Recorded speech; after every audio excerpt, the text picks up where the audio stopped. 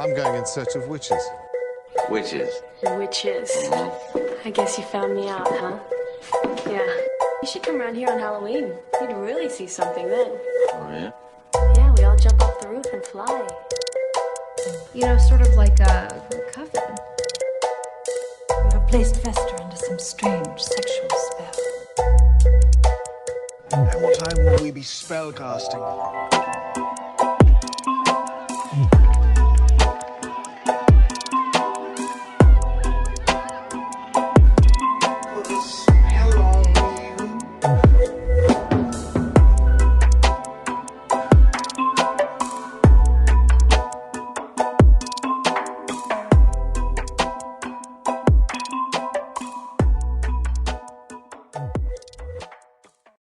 Hello, witches, and welcome to Moonstone Witchery, the podcast where we talk about witchcraft in the modern era. My name is Rian Lockard. I am the head witch here at Moonstone Witchery, and I'm super glad to be talking with you today. Thank you for joining me here on this podcast. You can find me on Instagram, moonstone_witchery, or on my website, moonstonewitchery.com. And I'm not lighting anything at the moment.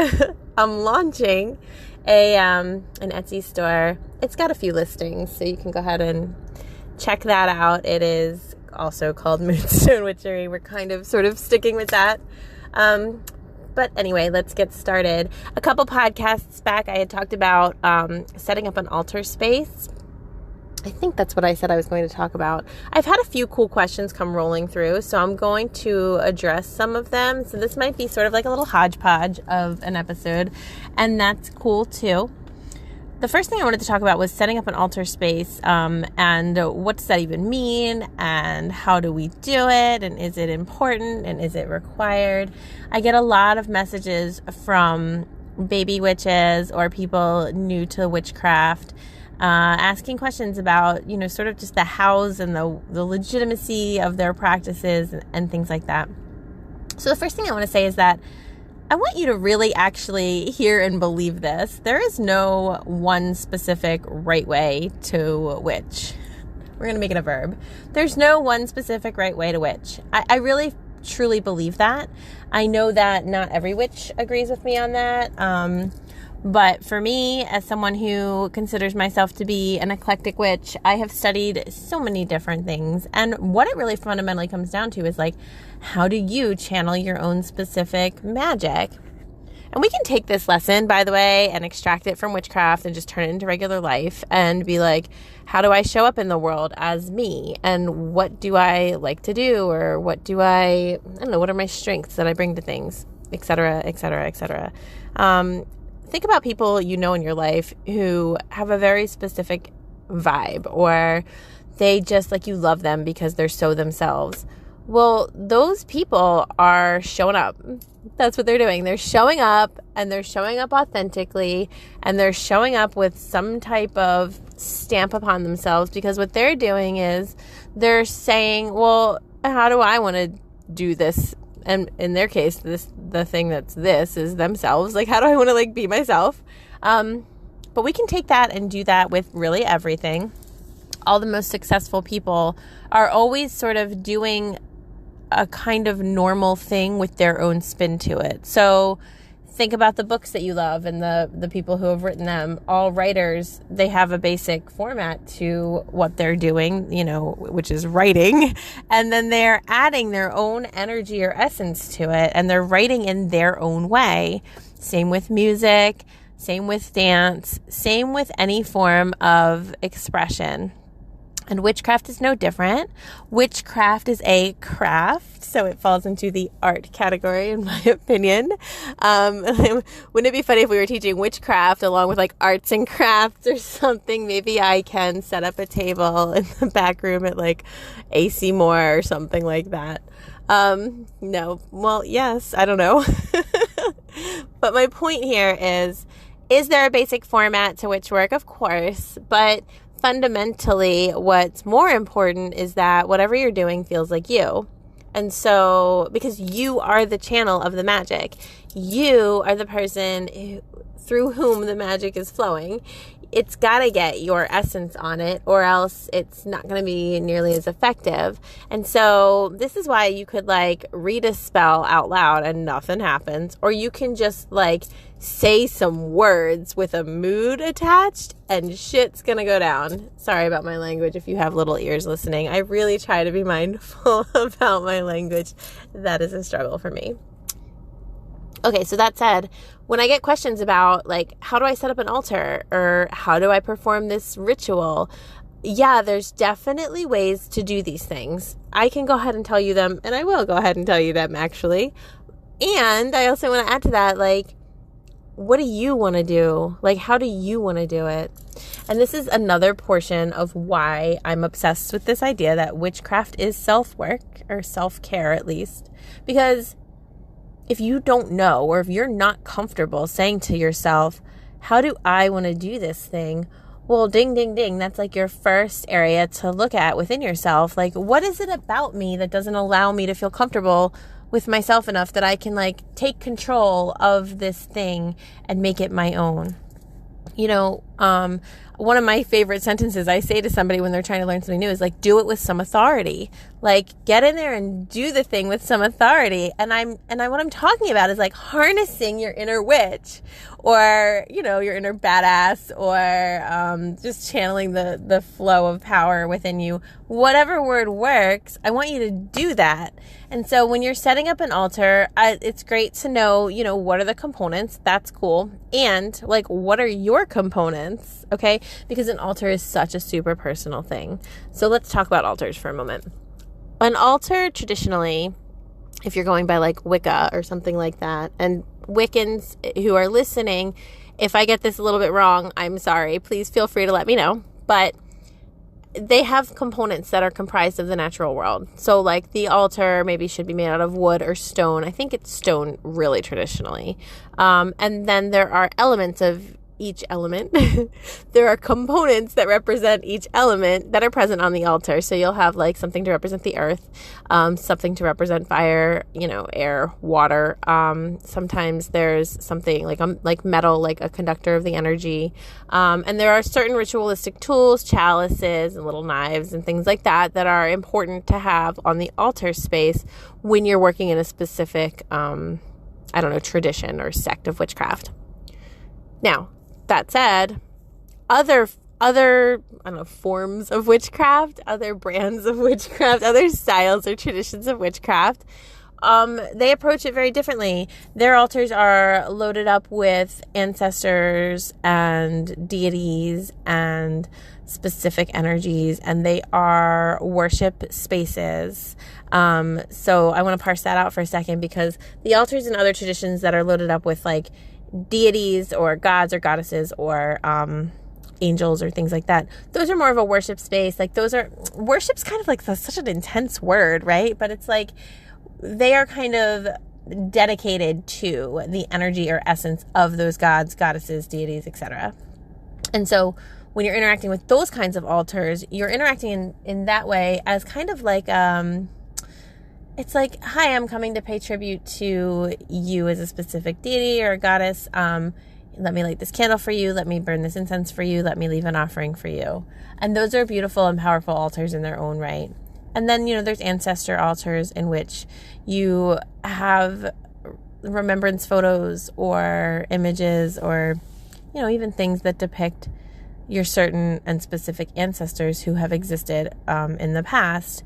And in that way, what you're doing is you're like calling forth their energy. You're kind of like, stand behind me, lend me your support, lend me your love, be with me. I'm calling upon the infinite pool of your connection to me and all the knowledge therein. So it's kind of cool, because it's kind of like, oh, well, if I don't know how to do this thing, I know my great grandmother was this like badass witch, and she can go ahead and lend her energy to this spell too. Or I know that my great great uncle was very familiar with XYZ, and he's going to bring that knowledge to this work.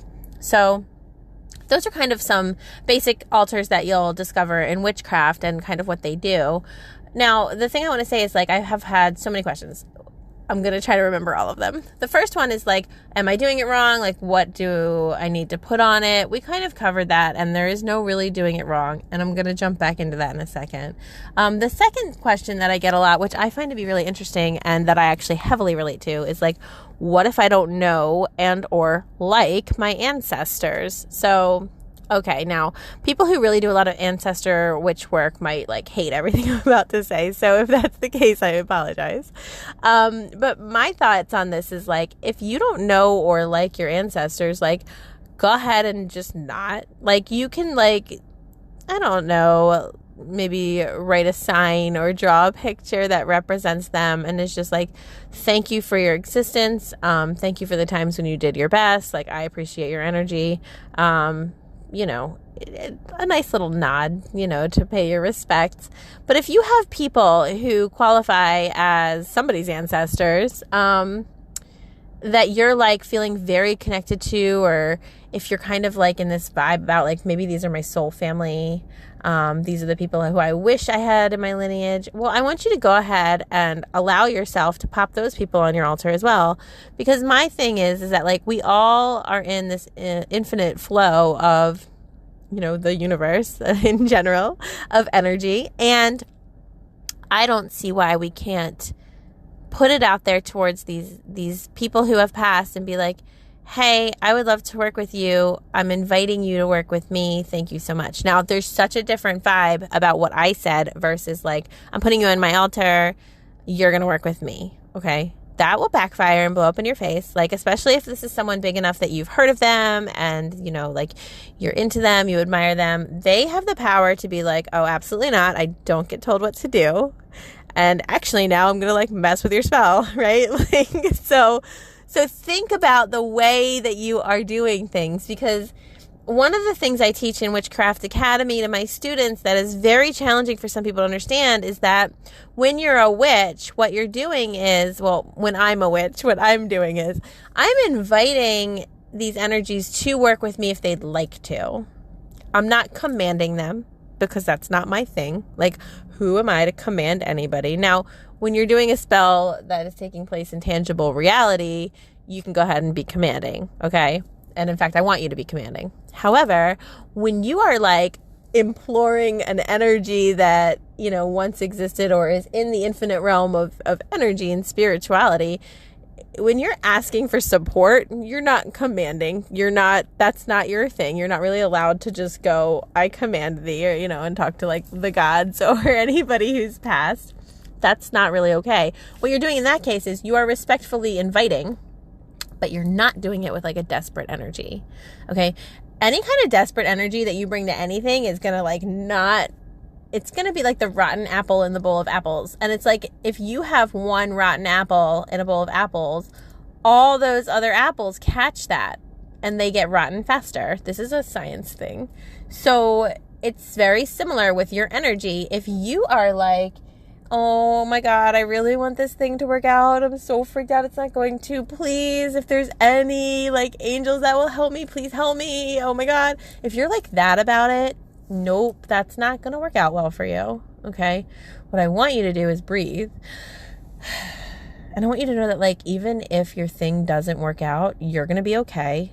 Here's another place where self-work and witchcraft are like best buddies. They're besties. They tag each other on all the Instagram posts. Like, they love each other. Self-work and witchcraft so much go together, because it's like, if you feel like, oh my God, I'm not going to be okay if this thing doesn't work out this way, then you need to do some self-work. You need to remember all the times that shit has gone haywire and that you have been okay. Like, remember that stuff and like anchor in that. You have survived every single thing. You might have come out of it like in a different state, but you have survived it. Okay. So I don't want any desperate energy going into like literally anything you're ever doing in your whole life, but especially in any of your magical workings or any of your altar spaces or any of your witch work, all of that stuff. So can you create an ancestry altar that doesn't necessarily have ancestors whom you're related to? Absolutely yes, in my opinion. Go for it. And what you want to do is you want to have pictures of them or things that represent them. You want to talk to them. You want to like send them offerings. I want to tell you guys that incense counts as an offering, which is a very fun and liberating truth. And I want you to leave them little things and just be in a state of gratitude. Gratitude is the way to get things done. Gratitude, like, first of all, this is like a good life rule, but specifically in magic, gratitude is the energy you want to bring to things. Like, your vibe is like, this thing has already happened because I commanded it to be so. Okay. And you'll notice that my language there is, I commanded the thing to be so. You're not commanding an energy or an entity. You're commanding a circumstance to be so. And you know it is so. Like, that's important. That's the confidence I want you to have. This thing's already happened because I commanded it to be so. And I'm so grateful for the support that is being offered to me through the divine entities of all that is, or whatever words you want to use. Gratitude, okay? I invite in any energies or entities who wish to support me in this cause, and then tell them what you're doing. I really want to do this thing. Is there anybody out there who likes that thing? So, like, for example, if I'm trying to organize my house or like my closet, this is a real thing, okay? If I'm trying to organize my closet, I can set this spell, and I can just kind of like open a portal in the closet with a wand or selenite wand or whatever kind of wand you have, or however you like to open circles. And you can say, hey, I could really use some support right now. Are there any energies or entities or divine individuals out there who really enjoy organization? If so, I'd love to invite you to support me in this endeavor of mine. And when it's done, the circle will be closed and you will be like going back to whatever you were up to before. But I'm so grateful for your help if you choose to help me. Thank you. Do you see what I'm saying? Like, you're extending an invitation. You're like sending an evite out to the universe, and you're like, hey guys, anybody like miss organizing closets from like when you were alive? Like, come on down and help me, right? Or whatever it might be. Don't be inviting poltergeists or like earthbound energies. I want you to literally say, I'm not extending this offer to any harmful or negative, creatures or beings, but I'm just talking to those of you who like enjoy organization. This is a weird example, but it's a really good example because this is also providing you with an example of how you can apply witch work to like your everyday existence.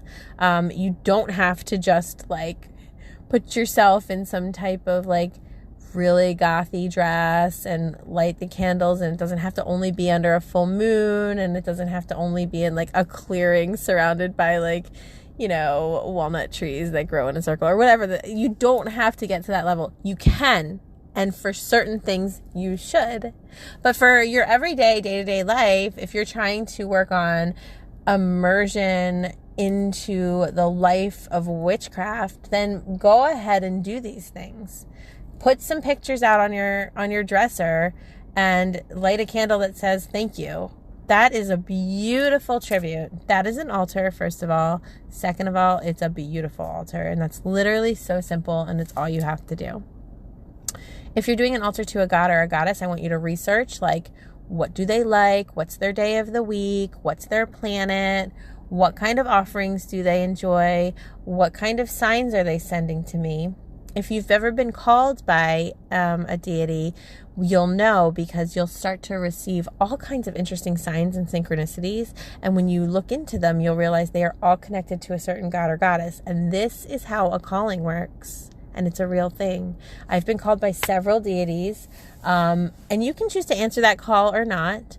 I have one that's been calling me that's kind of on hold right now, and that's not intentional. It's just because, like, I do care. I want to be called by him. I have to respond. And the way we respond is we set up an altar and we light a candle and we gather objects that are significant to that deity. And then we go, yeah, I heard your call. I'm responding. I call this signaling back. I'm signaling back that I'm into it. Like, let's do some work together, right? So you'll set up an altar, and, you can buy specific candles that are dedicated to certain deities. I mean, typically the ones that you can easily get a hold of tend to be Catholic saints, or like, I don't know. That's typically what it is, to be honest with you. The ones you can get the novena candles for is typically Catholic saints. But what you can do is get a plain candle, a white or any color that your deity likes, and you can consecrate it and bless it and make it so it is a tribute candle to that deity. And then you surround the altar with things that they like and things that are for and about them. And you just say thank you. And you say, yes, I would love to work with you. These are beautiful tributes. When you're doing something just because you're trying to say thank you and you don't want anything, you're not asking for anything, that's a beautiful thing to do. And it's really, I think it really elevates the energy of you and the energy of the space that you're in and the energy of the connection you have with whomever you're lighting the candle for. It's beautiful. Doing literally anything with that much intention and purpose and that much good energy is guaranteed to just shift your world. Because how often are we just not even taking a second to have a meaningful, intentional, connected moment? So that's why this is going to make such a big difference. When it comes to an altar that you're working with for witchy purposes or just for yourself, that's my most personal altar. So I'll have altars that are for gods or goddesses, or I'll light candles that are for, ancestors or whatever. But my most personal altar is the thing that I have created for myself in a space that I'm always in, or that I'm frequently in, maybe in my home or my office, wherever I am. It's got things that are important to me. It maybe has crystals that I'm currently resonating with, or jewelry that feels special to me, or little feathers that I've found when I've been out on a walk or a hike, or, things that are representative of the season. Just little trinkets that for some reason matter to me. They go on my altar, and every single day I light a candle and I leave it lit. So this is a real thing that I do in my life. And when I light the candle, I'm talking to it and I'm thanking it and I'm asking for blessings, or I'm telling it what I could use a little bit more of in my life. And when I close that candle by, covering it and letting it go out, I'm saying thank you so much. I feel so grateful. And I'm in that state of gratitude whenever I'm working with my altar. Now, when you're doing a ritual or a specific spell or something along those lines, you do want to have an altar that has tools or, items, components that go with your spell. So that's where you'll research, what are the spell components? What do I need to execute this spell? That's what that means. If it's a love spell, maybe you need roses or rose water, or maybe you need certain kinds of, maybe you'd want to have an image of Aphrodite or Venus or somebody like that. Maybe you would want to have certain stones, some rose quartz would go there. And maybe you want to use magical tools in order to dress and bless and spell your candle. And maybe you want to have the four corners represented. It depends on your brand of witchcraft, okay? But an altar that's functional for during a spell might look different than an altar that's your everyday altar, which might look different than your ancestor altar, which might look different than an altar for a deity. And they all count, and they're all real, and they're all you, okay? I want them to all feel like you. I want them to all have your brand of you-ness upon them.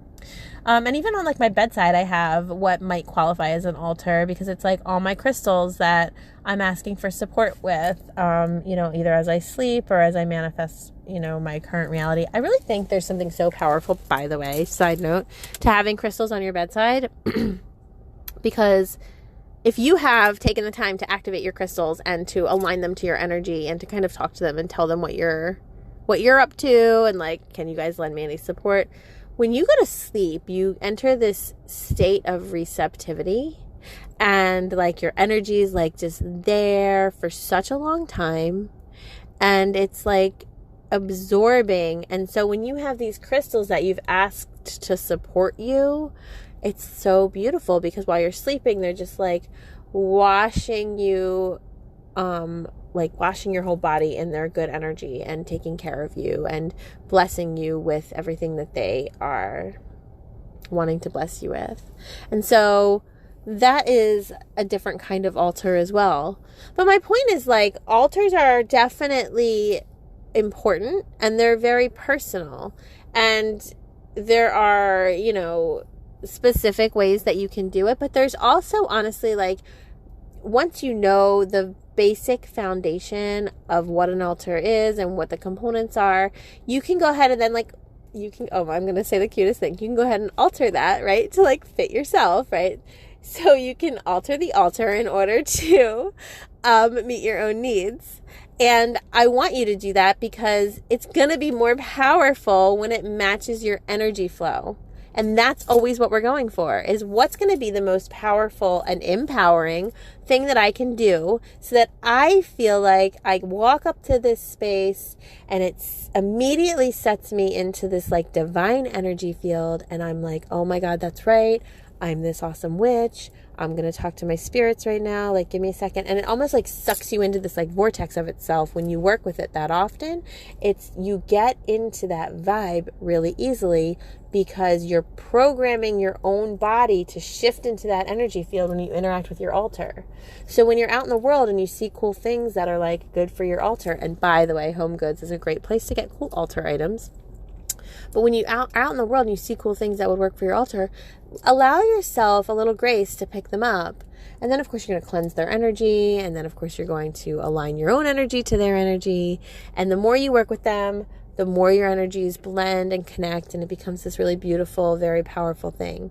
But for anybody who's wanting to have more spirituality in their life, my first thing I always tell them to do is, okay, set up a space in your home where you have a candle that you light every single day. It is that easy, but oh my gosh, it is so powerful to actually do that. So if you yourself are wanting to feel more spiritually connected and more witchy and more in charge and like more empowered in your craft, that's the only thing I want you to do. I want you to take a week and I want you to set up a space, and it doesn't have to be super fancified. It can be very simple, or it can be super fancified depending on your brand of you. And I want you to set a space and put a candle on it. You can get a glass novena candle that will burn for like 3 to 4 days at the dollar store, just white. And you can like spray it with Florida water or whatever you want to do to cleanse it. And I want you to light a candle every day whenever you're home or in the space where you set this up. And just allow yourself to say a few words to your angels or your higher self or the forces that be or the energy of the universe.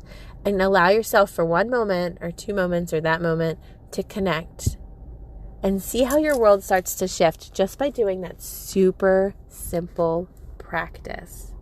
These are the essences of witchcraft. These things are the things that make you know that you are so connected to everything that is. And that knowing is the most important and valuable component that you can bring to your own craft and your own practice. So I hope that this was helpful. I'm loving hearing feedback on the podcast. Please do send me questions or comments. And if or when you subscribe, leave me a little comment and I will follow you back on Instagram. And I do chime in on your posts once in a while, so that's fun too. So I would love to hear from you. Check me out over on my website, moonstonewitchery.com. We have lots of cool things. We have a witchy subscription box, which I'm like low-key not promoting or talking about enough, but I'm so like hype about it. It's awesome. You get an individually spelled candle in that box. Like I specifically spell the candle that goes in every box. So that's cool. You'll get instructions on how to make it your own. And then there's like lots and lots of other cool stuff that comes in the witchy subscription box. So feel free to check that out. We're doing crystal prescription bags, which are tailored to any area of your life that needs support. And of course I have the crystal of the month, which just went out this month. Oh my God, we are picking the coolest crystals. So anyway, you can find all that cool stuff over on my website, and Etsy's kind of a thing at the moment, but mostly I just want to hear from y'all over on Instagram. I love to connect with you. So thank you for listening, and I hope you guys are having a great week. Hey everyone, I just wanted to take a second to tell you all about this cool thing that we're offering over on my website, moonstonewitchery.com. We are offering a new subscription service. It is called Crystal of the Month, and its name is pretty straightforward, pretty much exactly what you could expect. With Crystal of the Month, I've tried to keep it incredibly affordable. It's only $15 a month. That includes shipping, and you will get a new crystal delivered right to your door every single month so that you can build your collection. These crystals are the perfect size for your altar or to be carried in your pocket or your bra or in your car or under your pillow. They're really a manageable size, but I have hand chosen each one. And I actually speak to my guides and channel in which crystal should be used each month for the crystal of the month. So if you're not already subscribed, it's real easy. Go over to moonstonewitchery.com. You can find the link under subscriptions, and you can just set it up through PayPal. It'll monthly subscribe you, and that's that. And then every single month, it's like, surprise, you get a little delivery from the Crystal Fairy. So I hope to see you guys over there at moonstonewitchery.com, subscribing for Crystal of the Month, and thank you for listening.